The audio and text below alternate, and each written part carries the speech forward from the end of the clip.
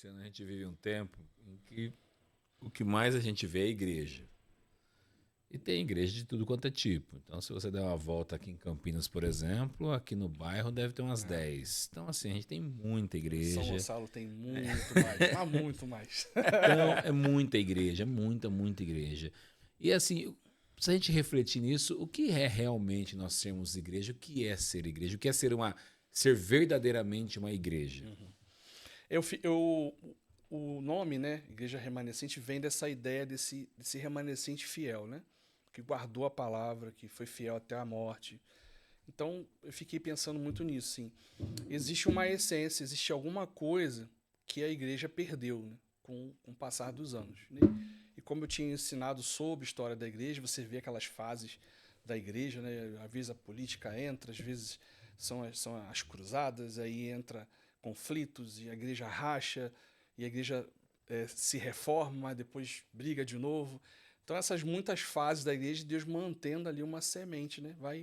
Um grupo vai trazendo aquela tocha, né, de geração em Sim. geração. Então, mas tem uma essência que essas pessoas carregam. Então eu fiquei pensando nisso, né? Como temos muitas igrejas. Lá em São Gonçalo é um número de igrejas, se eu não me engano, até pouco tempo era a cidade com o maior número de igrejas evangélicas. É do Era, do Brasil? Brasil. Eu acho que perdeu para Goiânia recentemente. Mas se não é, tá ali. Assim, é top 3. Sim. São Gonçalo, você entra numa rua, qualquer que seja, tem uma igreja evangélica. E às vezes uma do lado da outra, assim.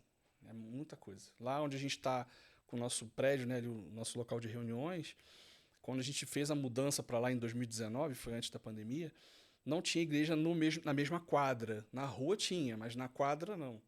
E a gente estava procurando um lugar para não abrir porta com porta, né? Sim. E aí a gente achamos um lugar. Começamos obras. As obras foram de março até agosto. Em agosto que a gente inaugurou. Nessa fase, do lado da gente, uma igreja abriu a porta ali. Começou uma igreja. A gente ficou olhando, eles começando lá. Eu falei, puxa vida. A gente tentou tanto, mas não deu, né? Mas aí a questão, a gente olha para a cidade de São Gonçalo, né, falando da minha cidade, a gente vê muito pouca transformação, né? Pouco impacto, né?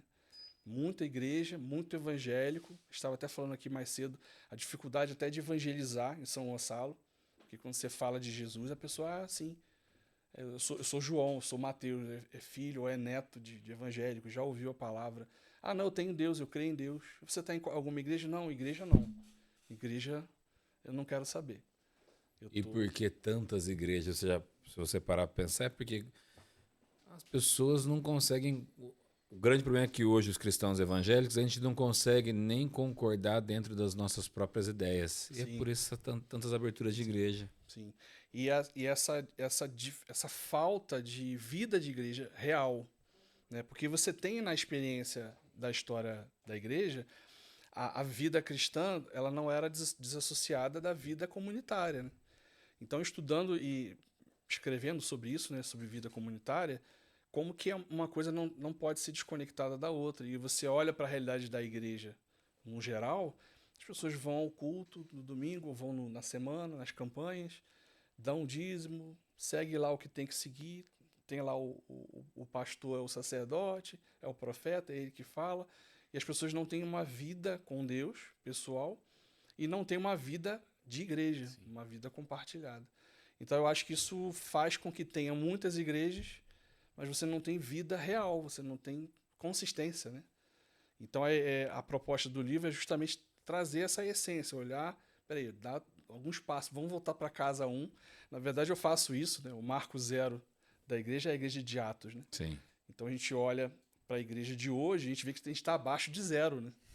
Então a gente precisa voltar para o marco Voltar pro zero zero primeiro. para poder começar. E eu fico imaginando a igreja gloriosa, né? Jesus está voltando para uma igreja gloriosa, que não é a igreja de Atos, ela é além.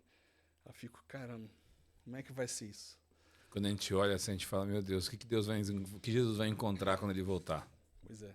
Ele vai encontrar uma igreja gloriosa, né? Ele vai encontrar uma igreja de pé, olhando, esperando, apressando. Ele vai encontrar.